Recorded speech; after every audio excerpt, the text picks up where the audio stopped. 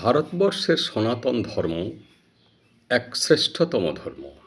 এই ধর্ম মানুষের যেমন জাগতিক উন্নতি চায়, তেমনি আধ্যাত্মিক উন্নতি চায়।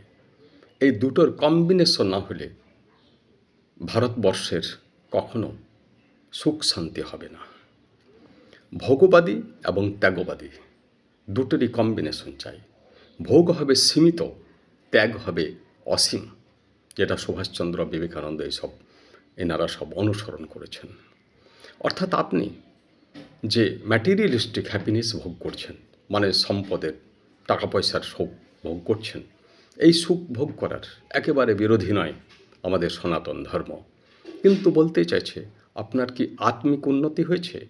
আত্মিক উন্নতি যদি আপনার হয়, তাহলে এই যে সুখ ভোগ, শুধু ধনসম্পদের, শুধু খাওয়া দাওয়া, শুধু কামনা বাসনার মধ্যে আপনি স্যাটিসফাই হতে পারবেন না।